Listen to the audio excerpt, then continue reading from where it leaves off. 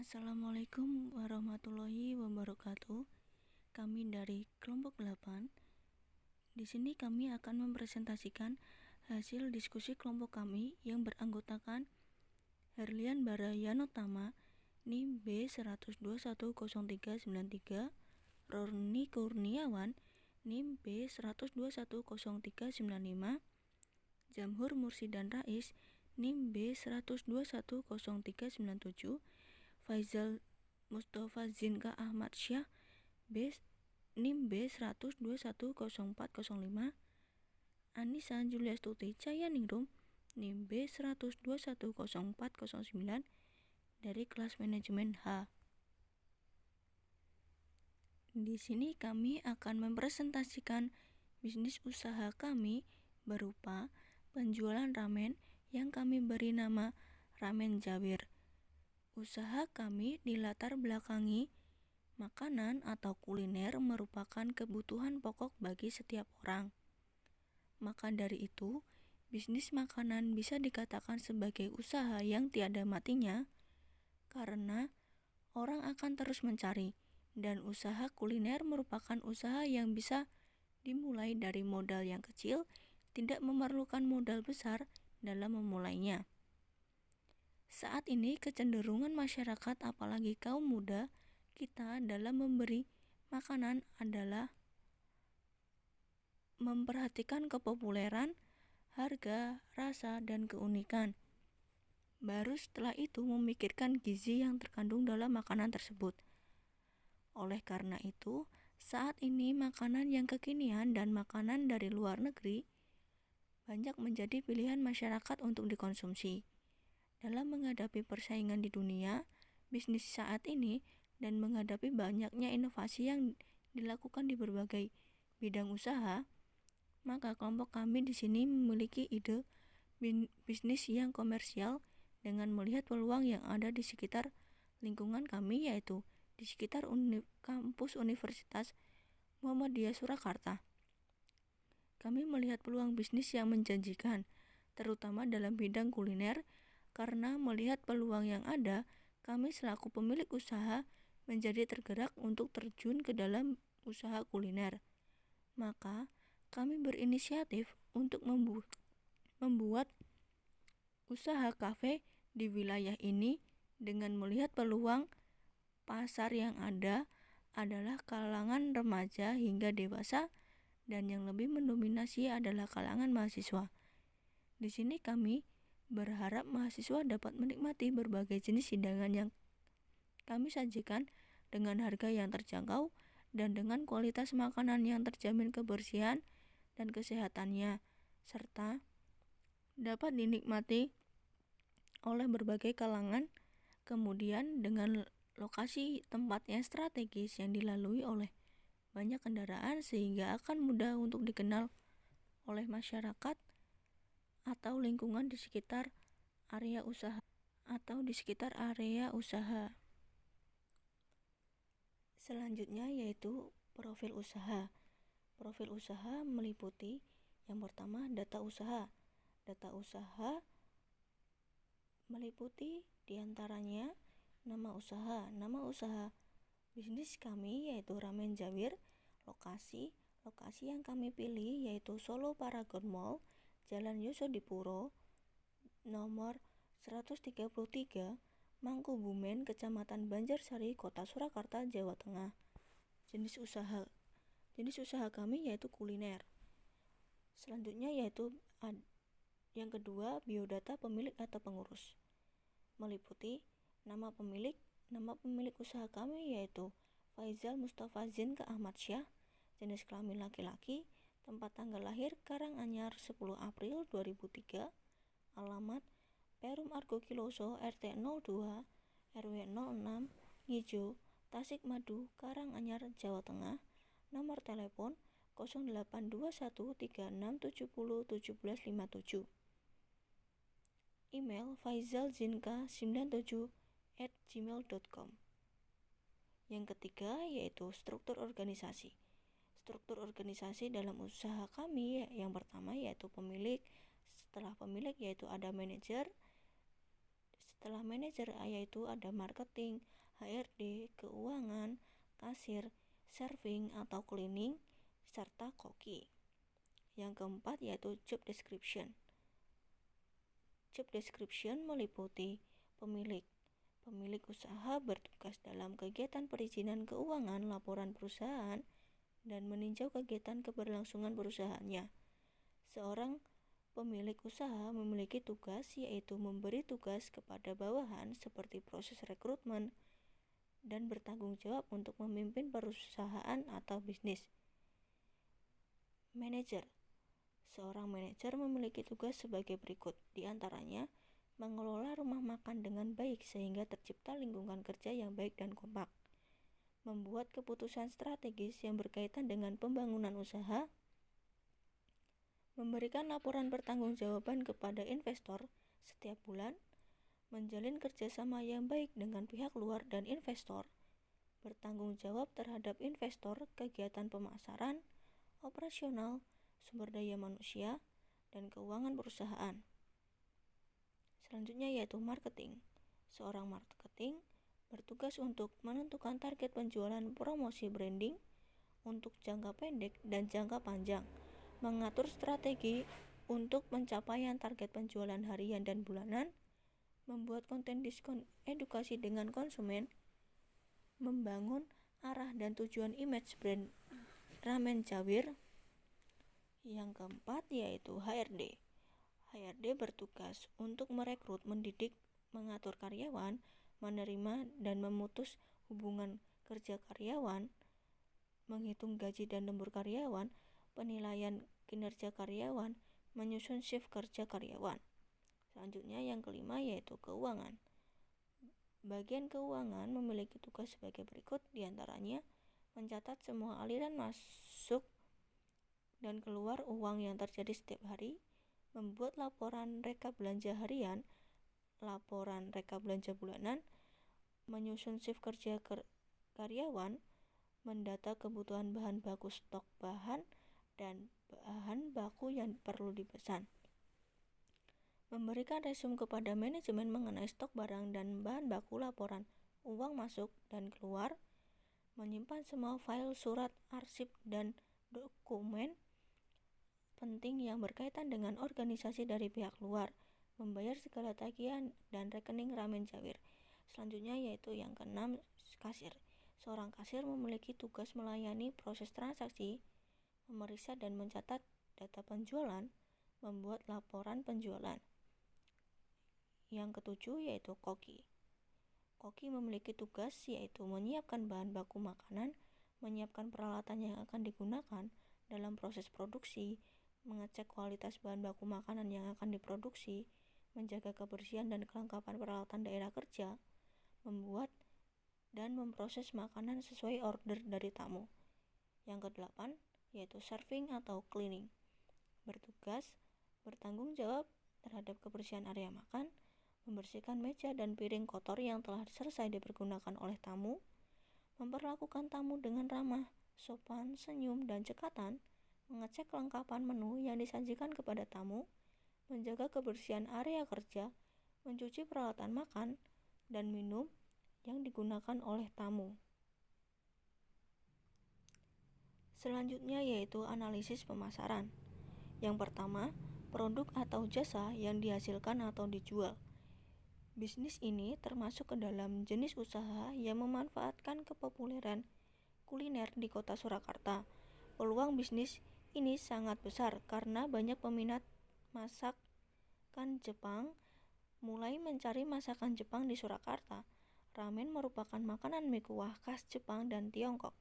Ramen terdiri dari komposisi dasar yaitu mie dan kuah, kaldu, dan ditambahkan topping-topping sebagai pelengkap seperti telur rebus, sayuran hijau, irisan daun bawang, udang, atau nori. Yang kedua yaitu target dan segmen pasar yang dituju. Segmentasi pasar, produk mie ramen kami tujukan untuk kalangan milenial atau anak muda, terutama mahasiswa yang menyukai masakan jenis mie dan memiliki banyak variasi topping. Yang ketiga yaitu saluran distribusi.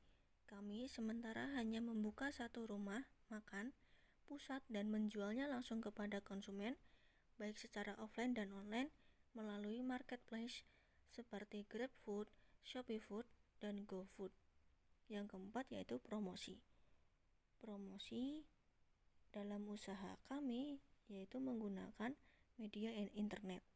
Target konsumen untuk anak muda atau mahasiswa sekarang banyak anak muda yang menggunakan media internet seperti Instagram, YouTube, TikTok, atau yang lainnya, sehingga para calon konsumen akan dengan mudah mengenali produk kami. Selanjutnya yaitu tren perkembangan produksi. Banyak para wisata kuliner yang menginginkan kreasi dan berbagi keunikan dalam makanan membuat mie ramen menjadi favorit. Semakin meningkatnya peminat masakan Jepang pun menjadi keuntungan tersendiri. Selanjutnya yaitu personal selling. Kami akan mengadakan diskon di tiap event-event tertentu dan menjadi bahan daya tarik tersendiri kepada calon konsumen. Yang kelima yaitu kekuatan, kelemahan, peluang, ancaman usaha atau SWOT. Strength atau kekuatan dalam usaha kami yaitu variasi menu yang banyak, membuat konsumen tidak bosan, memiliki rasa otentik khas Jepang yang bisa disesuaikan lagi dengan lidah masyarakat Indonesia. Banyak anak milenial yang menyukai jenis makanan mie termasuk mie ramen. Weaknesses atau kelemahan dalam usaha kami yaitu banyak orang tua yang tidak menyukai ramen dan persaingan yang sangat ketat. Produk tidak tahan lama. Opportunities atau peluang dalam usaha kami yaitu tempat yang strategis dan fasilitas yang cukup memadai, disajikan dalam keadaan yang masih panas atau hangat. Belum ada pesaing yang menggunakan konsep yang sama. Threats atau ancaman usaha. Adanya pesaing yang menjual produk dengan harga lebih murah dan porsi yang lebih banyak.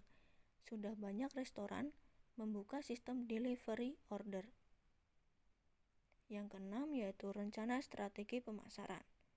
Yang pertama, melakukan promosi melalui media internet. Kami akan memberikan informasi produk melalui media internet. Yang kedua, kami akan memberikan layanan yang cepat, kurang dari 15 menit mie siap dihidangkan. Yang ketiga, memberikan edukasi poster, selembaran, dan brosur yang berkaitan dengan rasa serta macam-macam jenis mie, keunikan mie ramen dan harga yang murah, serta tempat yang nyaman untuk bersantai. Selanjutnya yaitu analisis produksi. Yang pertama, bahan baku. Bahan baku dalam usaha kami yaitu mie, telur, ayam, margarin, bawang bombay, cabai rawit hijau, bawang putih, cabai merah, tomat merah, bumbu kari bubuk, saus sambal, kecap manis, garam halus, air, daun bawang, dan mentimun. Yang kedua yaitu proses produksi. Pertama, kita akan membuat telur rebus tanpa cangkang terlebih dahulu. Panaskan air hingga mendidih, lalu aduk air tersebut hingga membentuk pusaran di tengah panci. Pecahan telur dan jangan aduk. Masak sampai 1 atau 2 menit hingga dirasa telur sudah matang, angkat dan tiriskan. Selanjutnya, rebus kembali air tadi dan masukkan mie kering dan masak hingga matang sekitar 2-3 menit, angkat dan tiriskan. Selanjutnya, ambil wajan bersih dan masukkan margarin, masak dengan api sedang hingga margarin meleleh. Masukkan bawang bombay, cincang dan tumis hingga layu. Masukkan juga bawang putih yang sudah dicincang, lalu diaduk rata sampai harum dan kedua bawang matang. Tambahkan potongan tomat serta cabai, kemudian aduk-aduk kembali semua bahan sampai matang. Masukkan bahan yang tersisa seperti bubuk kari, kecap, dan saus sambal. Tuangkan air dan masak semua bahan hingga mendidih. Ceplok kanan telur ke dalam kuah lalu aduk cepat. Pastikan bahwa telur sudah berserabut dan membentuk serat. Jangan lupa untuk dicicipi rasa agar sesuai dengan selera. Terakhir, masukkan mie kering yang sudah kita masak tadi dan matikan api. Ambil piring saji dan masukkan mie ramen ke letakan telur rebus tanpa cangkang yang sudah kita buat di atasnya. Lengkapi dengan irisan bawang dan mentimun segar. Mie ramen lezat siap dihidangkan. Yang ketiga yaitu kapasitas produksi. Kami akan memproduksi mie setiap hari dengan jangka waktu yang sesuai dengan produksi penjualan. Minimal 1 kali produksi mie ramen per bulan, yaitu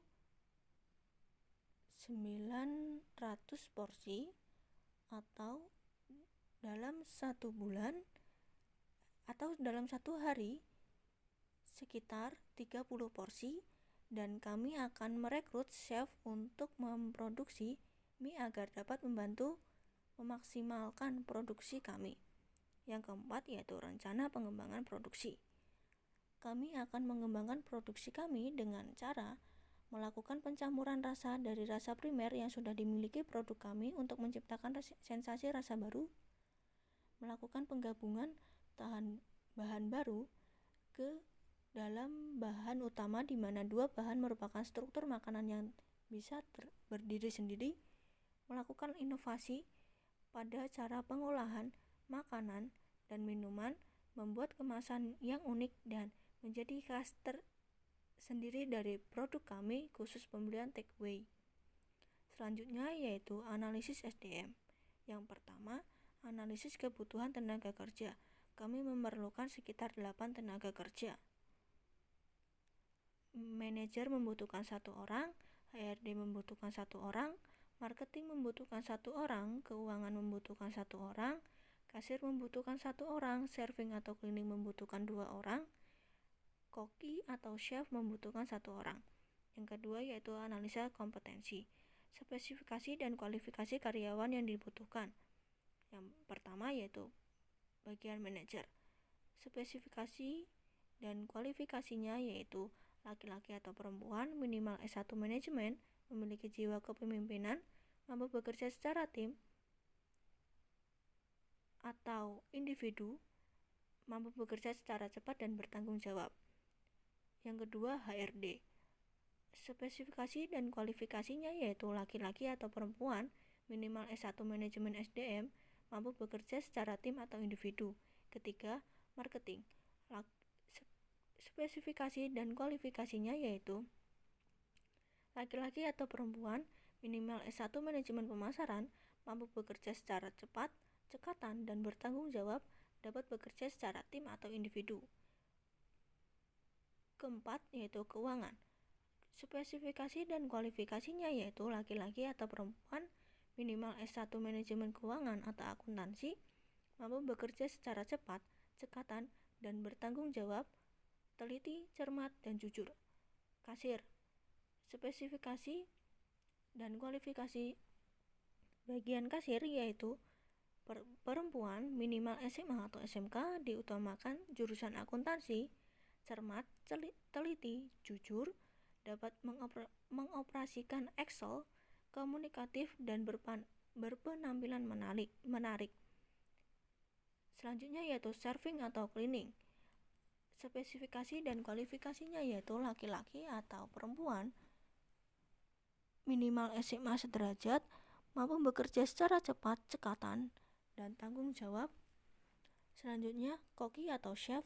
Spesifikasi dan kualifikasinya yaitu laki-laki atau perempuan, minimal SMA derajat, diutamakan jurusan tata boga, mampu bekerja secara cepat, cekatan, dan tanggung jawab.